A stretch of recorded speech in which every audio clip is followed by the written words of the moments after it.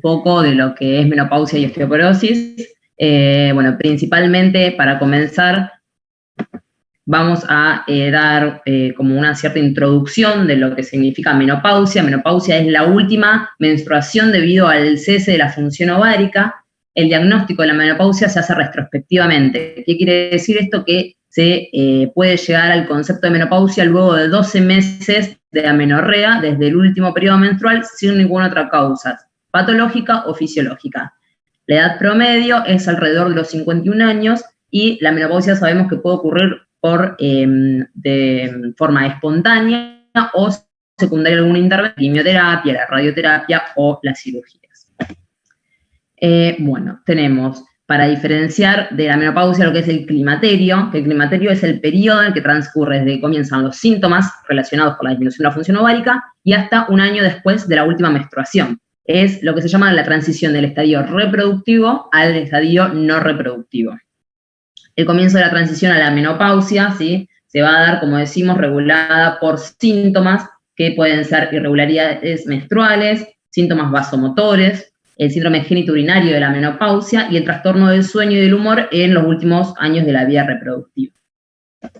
Acá tenemos un pequeño cuadrito, ¿sí?, como para ver que tenemos, bueno, la menopausia, como decíamos, que es una fecha concreta de la última menstruación, que se va a hacer retrospectivamente con un año de amenorrea, el climaterio, que es desde que comienzan los síntomas hasta un año después de la menstruación, la perimenopausia, que es entre 1 y 2 años previos y posteriores a la menopausia, es donde van apareciendo gradualmente los síntomas, y bueno, toda la transición que se va dando hacia la menopausia.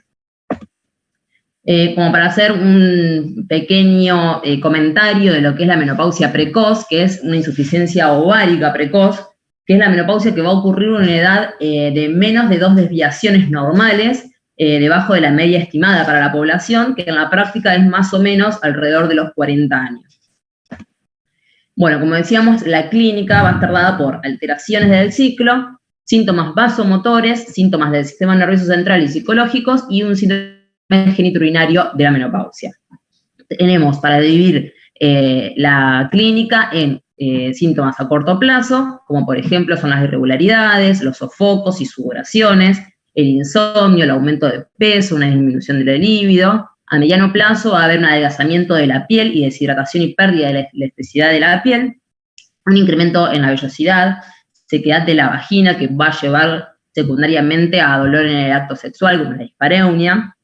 Puede haber pérdida de orina al esfuerzo e infecciones, y a largo plazo va a haber fragilidad en los huesos, aumento del riesgo cardiovascular y una elevación de la presión arterial.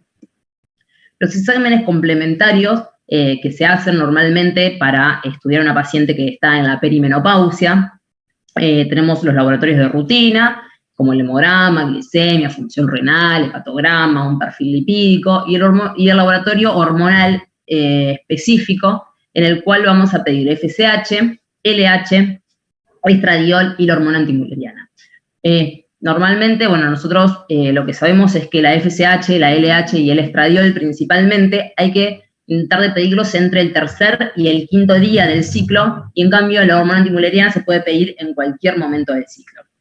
Y también, además de estos exámenes de laboratorio, vamos a pedir ecografías, tanto ginecológicas como mamarias, citología, y se puede pedir la densitometría ósea. Bueno, para hacer un breve resumen más o menos de cómo se maneja todo el ciclo menstrual y la parte hormonal, tenemos que en el hipotálamo hay unos núcleos que van a liberar la hormona liberadora de gonadotrofinas de una manera pulsátil, que va a estar altamente controlada por una retroalimentación de las gonadotrofinas. Estas van a actuar en la adenohipófisis, que es la parte anterior de la hipófisis, que va a liberar LH y FSH. En el ovario, la FSH y la LH se van a unir a las células de la granulosa y de la teca interna para poder estimular tanto la foliculogénesis como la producción ovárica de diversos esteroides sexuales. La FSH va a estimular principalmente la capa de la granulosa, y la LH en la teca, que va a inducir la actividad de la aromatasa en la granulosa, que va a convertir los andrógenos en estradiol. Nosotros, bueno, sabemos por qué decimos que hay una retroalimentación negativa, porque si los andrógenos son excesivos por una hiperproducción, se va a generar una inhibina que lo que va a hacer es inhibir la producción de FSH, la liberación de FSH. En la menopausia se va a producir una disminución de la inhibina y los valores de la FSH van a aumentar por una atresia folicular. Como decíamos anteriormente, esto es una retroalimentación negativa porque al haber menos estímulo, el hipotálamo va a liberar más hormona liberadora de gonadotrofinas para que la hipófisis libere más FSH. Pero al no haber tanta producción, al no haber tantos folículos por la disfunción ovárica, no va a haber producción de estrógenos. Principalmente, como nosotros sabemos, en el ciclo menstrual de una paciente premenopáusica, ¿sí? El estrógeno principal que se va a producir es el estradiol. En cambio, en la menopausia es la estrona. Esto se da por una deficiencia de las células de la granulosa, ¿sí? que son las que producen la aromatasa, que transforma, como decíamos anteriormente, la testosterona en el estradiol, y aumenta la conversión periférica por los adipocitos, que va a convertir la androstenedona en estrona.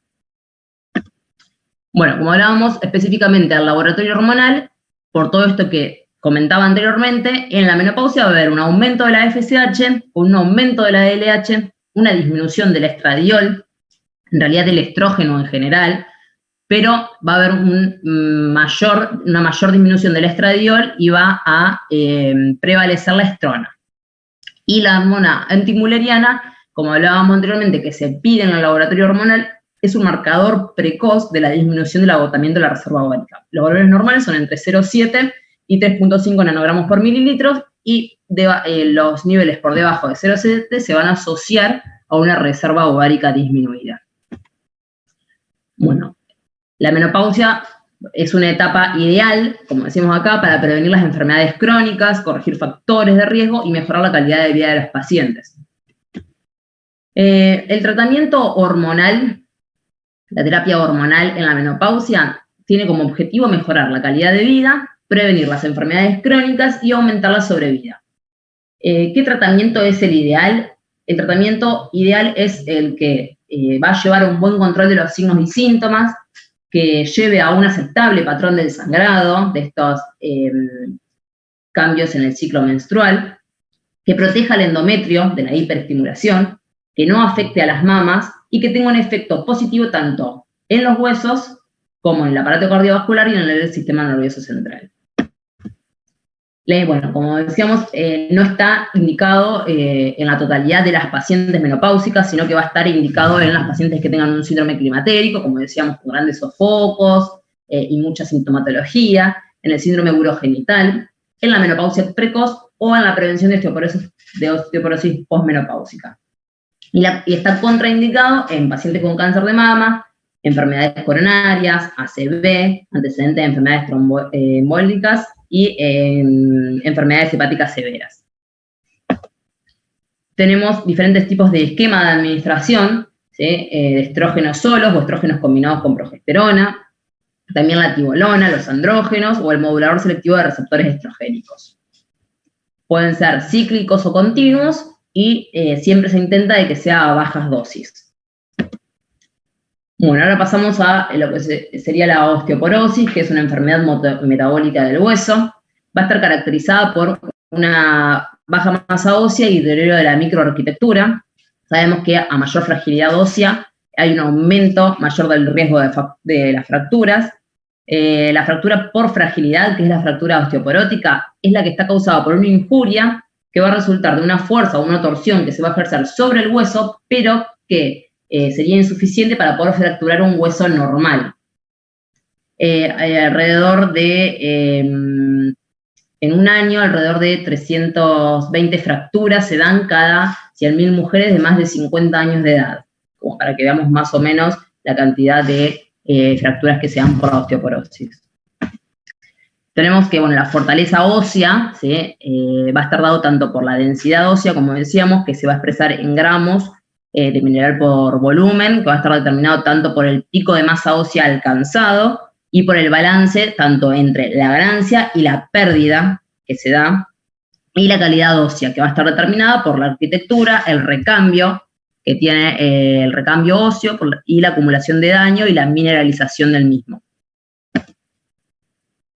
Bueno, lo que tenemos, una de las principales maneras de poder evaluar la densidad mineral ósea, ¿sí? Es a través de la clasificación que vamos a tener a través de la OMS, en la cual tenemos que la densitometría ósea es la manera más segura, efectiva y no invasiva para tener información sobre los huesos, ¿sí? Va a medir la densidad mineral ósea de la persona. Como decíamos anteriormente, sabemos que mientras menor sea la densidad, mayor es el riesgo de fractura. La clasificación que se da, ¿sí? Es normal de la densidad mineral ósea de una persona entre -1 y 0. Se dice que una persona tiene osteopenia cuando los valores son entre -1 y hasta -2,5.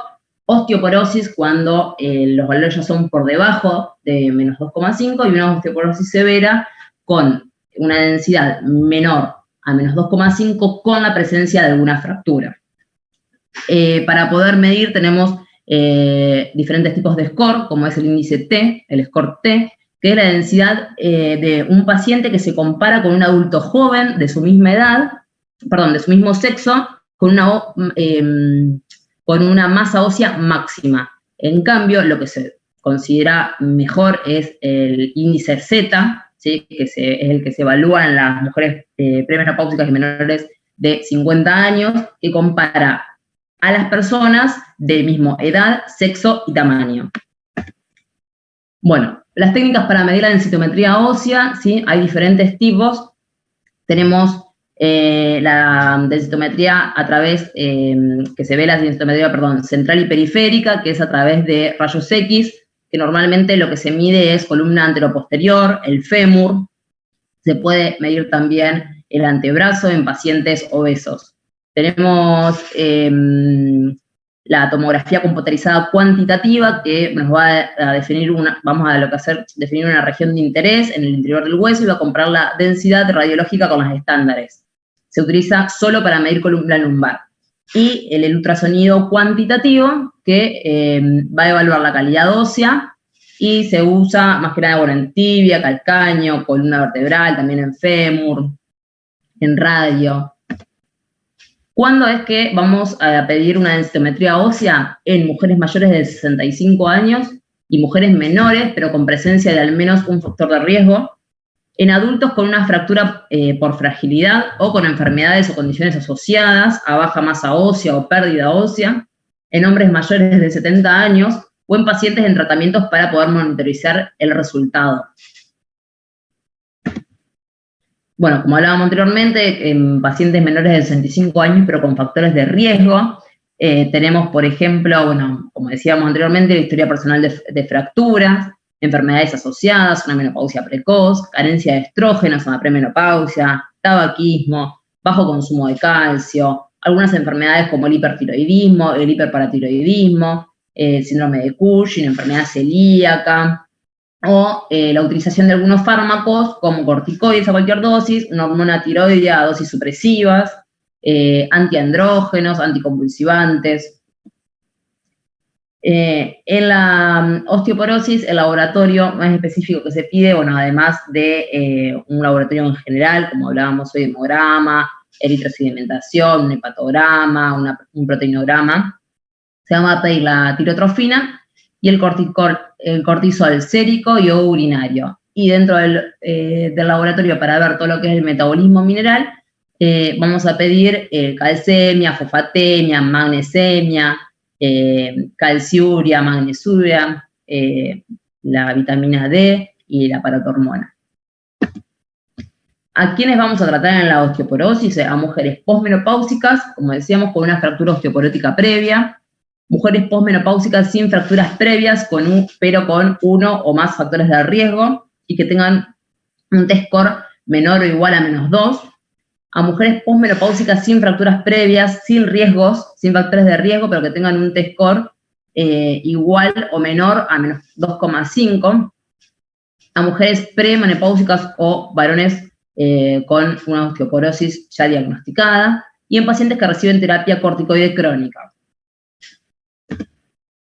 El tratamiento que vamos a utilizar para la osteoporosis se puede dividir en tratamientos antirresortivos, un tratamiento osteoformadores o el tratamiento de acción mixta. Principalmente lo que tenemos que saber es que no se debe iniciar el tratamiento en pacientes que tengan niveles bajos de vitamina D. Que no tengan... No sé por qué se me va esto. Ahí está. Que tengan niveles bajos de vitamina D, sino que los valores normales que deberían manejar de vitamina D es mayor de 30 nanogramos por mililitro. Se debe recomendar siempre la ingesta de calcio superior a 1 gramo diario por vía tanto alimentaria o a través de suplementos. Y el tratamiento inicial siempre se intenta de hacer como una monodroga. Uno de los agentes de inicio que se usan principalmente son los biofosfonatos por vía, tanto pueden ser oral, de forma semanal o de forma mensual. Pero en pacientes con una osteoporosis ya grave o fracturas, el fármaco de primera elección puede ser la teriparatida.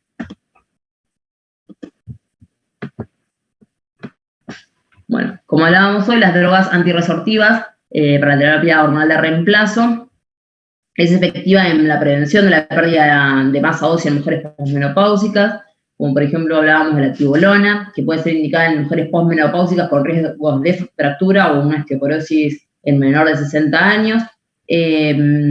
Siempre la iniciación de la terapia hormonal de reemplazo después de los 60 años, con la indicación de una prevención de fractura, es considerada una segunda línea terapéutica. Siempre hay que evaluar el riesgo-beneficio para saber si es realmente necesario darla, y siempre hay que intentar de utilizar la menor dosis efectiva.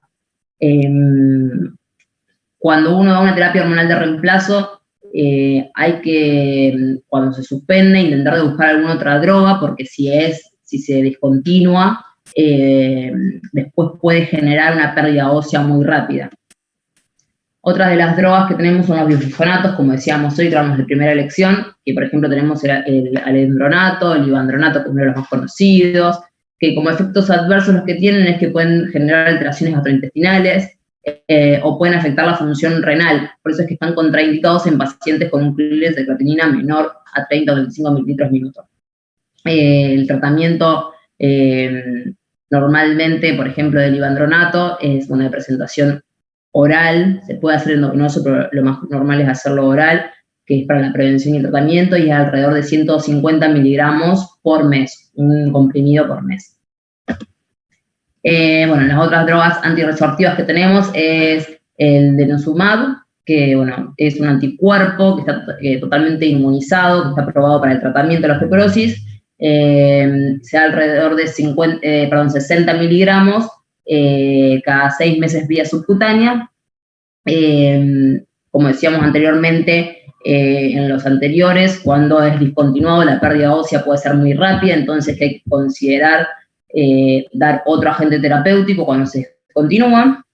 El relaxifeno, que es un modulador selectivo de los receptores estrogénicos, se han hecho estudios y se ha visto que administrado a la dosis de 60 miligramos por día durante 3 años, reduce en fracturas vertebrales un 30% en pacientes con una fractura vertebral previa y un 55% en pacientes que no han tenido fracturas previamente.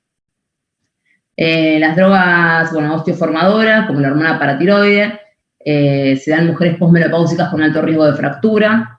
Se recomienda no exceder la administración de esta por más de 24 meses.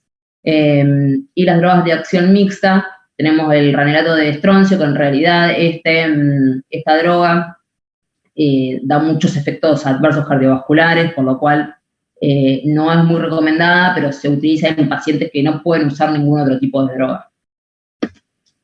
Bueno, para la prevención primaria de la osteoporosis, que es lo que nosotros podemos hacer o darle a nuestros pacientes previamente y para que puedan hacer en su casa, es bueno, la ingesta láctea, que la dieta debe contener por lo menos 1.200 miligramos de calcio por día. Se aporta bueno, con productos lácteos fortificados con calcio normalmente, la exposición al sol, que bueno, en épocas de veranos entre 15 y 20 minutos por día están bien, y en otoño e invierno la exposición debe aumentarse por lo menos unos minutos más, por lo menos 2 a 3 veces por semana. Es recomendable igual la suplementación con vitamina D en mayores de 65 años. La actividad física es uno de los puntos más importantes. Se debe aconsejar por lo menos hacer distancias de 20 cuadras por día, que son ejercicios también que contribuyen a fortalecer los músculos de los miembros inferiores, el fortalecimiento de los músculos paraespinales para poder reducir el riesgo de las fracturas vertebrales. Prevención de caídas, que tenemos causas modificables, ¿sí? Como es el uso de sedantes, hipotensores, hipoglucemiantes, trastornos de la visión, los obstáculos en la casa, que son muy comunes, como la falta de red en los baños, la mala iluminación, y los animales domésticos que pueden llevar también a caídas. Bueno, muchas gracias. Bueno, perfecto, Cata. Creo que fue un repaso breve por ambas cosas. Importante, está con nosotros Anabela.